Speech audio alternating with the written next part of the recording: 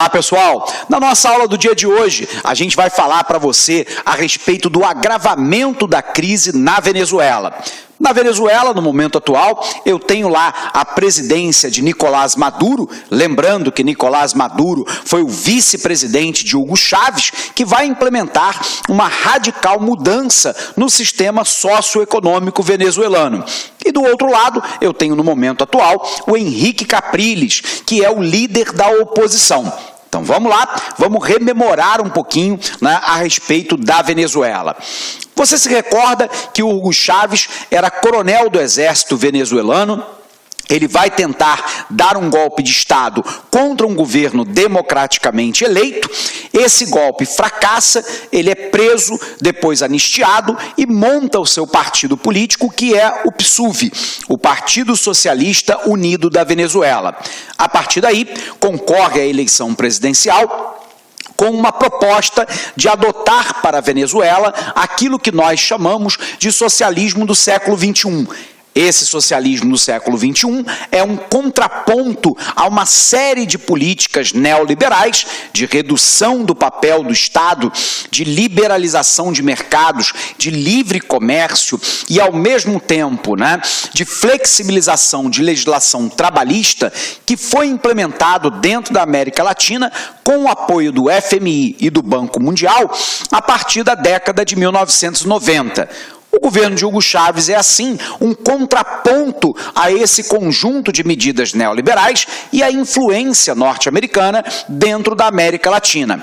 A proposta de Hugo Chávez é aumentar a participação do Estado na economia com a estatização de determinados meios de produção que ele considera como estratégicos, ao mesmo tempo que ele vai implementar um amplo processo de aparelhamento das estatais com aqueles que são membros do PSUV, que é o seu partido político, vai partir para um forte enfrentamento da influência norte-americana sobre a Venezuela e vai se aliar a líderes socialistas ou pretensamente socialistas dentro da América Latina.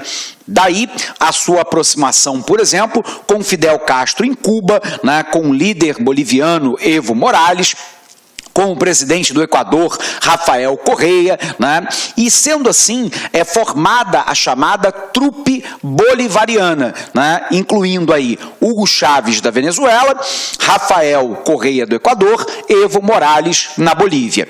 Esses governos são considerados governos de extrema esquerda dentro da América do Sul. Repito, num contraponto ao conjunto de medidas neoliberais implementadas dentro do continente. Sendo assim, Hugo Chávez era um líder extremamente carismático e, pouco a pouco, ele vai mostrando uma tendência que muitos consideram como proto-ditatorial. A palavra proto significa quase, então um sistema quase ditatorial. Ele vai, por exemplo, reprimir todos os meios de comunicação de massa, como TV e rádio, que se contrapõem ao seu governo, caçando, por exemplo, o direito da TV da Rádio Caracas Televisão, a chamada RCTV, que se opôs ao seu governo. Por um outro lado, ele vai pouco a pouco cooptando o judiciário do país para uma tomada de decisões a favor do governo, conseguirá eleger a maioria dos congressistas e, com isso, aprovar uma nova Constituição para a Venezuela. Por um outro lado, ele vai aparelhar a população civil para criar milícias de simpatizantes do PSUV e a gente sabe que ele vai fazer uma forte repressão a todo movimento de oposição, dentre eles o próprio Henrique Capriles, que era o líder da oposição. Diante desse quadro, a gente sabe que a Venezuela apoiou a sua economia na indústria do petróleo. A Venezuela é a sexta maior produtora mundial de petróleo e durante vários anos teve lá um desenvolvimento socioeconômico calcado na indústria petrolífera.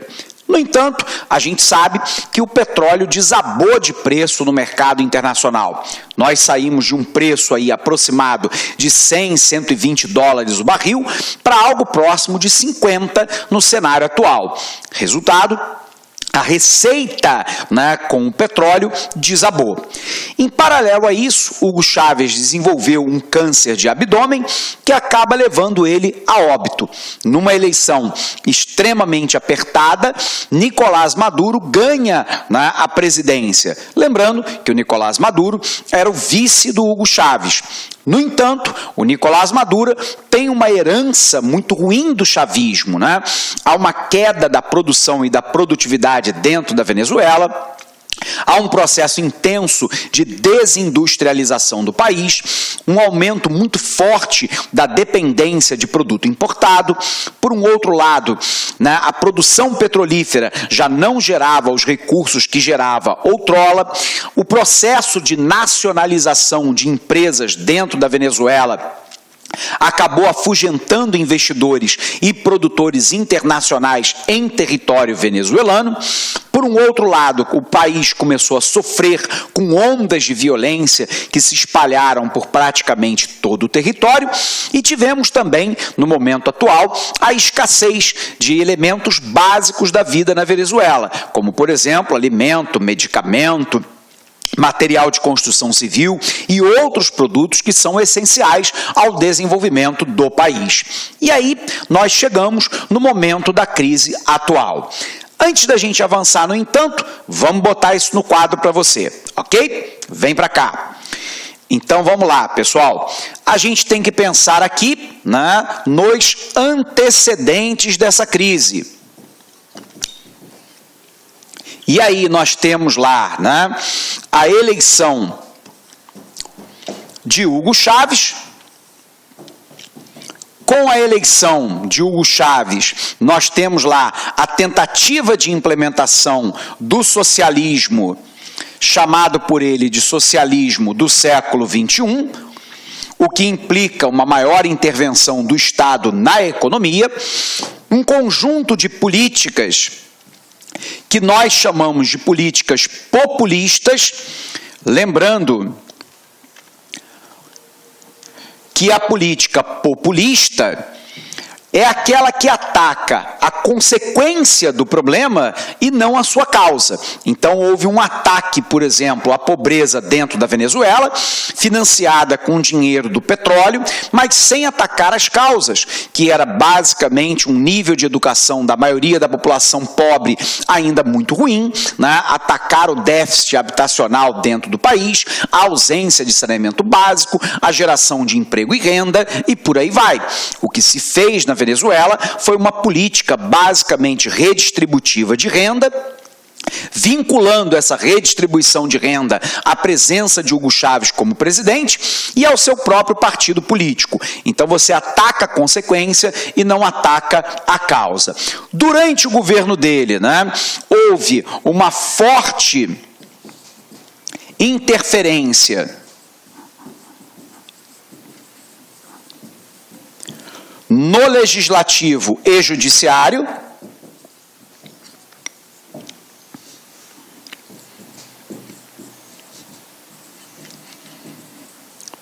e, ao mesmo tempo, uma perseguição dos opositores do regime.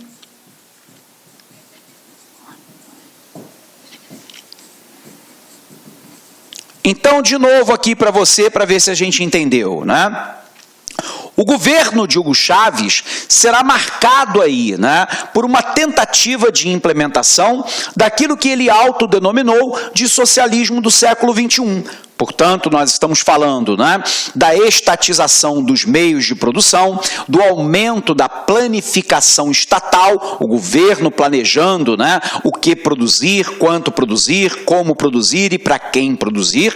Ao mesmo tempo, né, uma volta de uma pesada regulação por parte do Estado, um aparelhamento dos cargos estatais por parte dos membros do Partido Socialista Unido da Venezuela, Uma política populista que ataca a consequência, né, da pobreza, mas não ataca a causa, basicamente com uma política redistributiva de renda que não se faz acompanhar de medidas estruturais para equacionar problemas como habitação, segurança pública, saneamento básico, educação, saúde e por aí vai.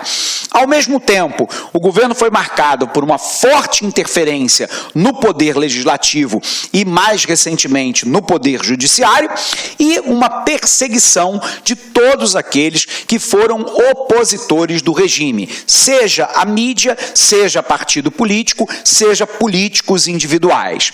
Isso aqui continua no atual governo de Nicolás Maduro. O problema é que Maduro vai enfrentar uma condição política e econômica extremamente adversa. Essa política, né, social e econômica é marcada pelo quê? Vem para cá, vamos anotar isso aí.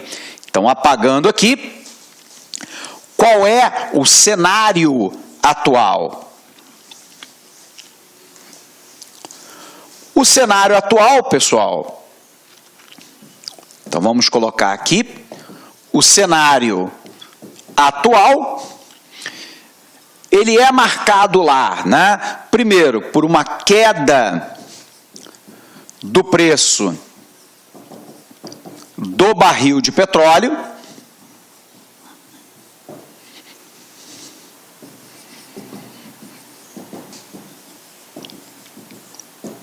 Ao mesmo tempo, uma escassez de alimentos, medicamentos. Opa, corrigindo aqui.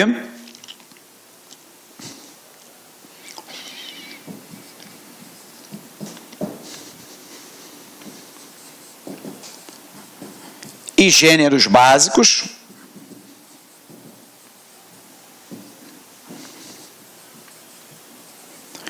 Ao mesmo tempo, o aumento da violência.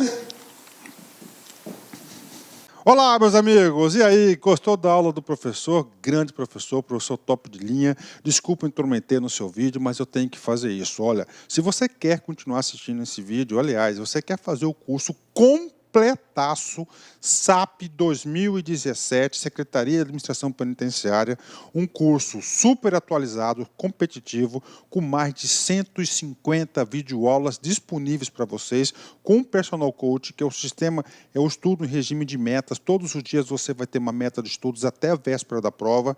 Então, convido vocês a acessarem o laconcurso.com.br. Esse curso custa apenas 10 mensalidades de R$30, e eu tenho certeza, mas olha, certeza, olhando olho no olho, se você cumprir as nossas orientações pedagógicas, lá no dia da prova, no dia 6 de agosto, você estará super competitivo, pode ter certeza disso.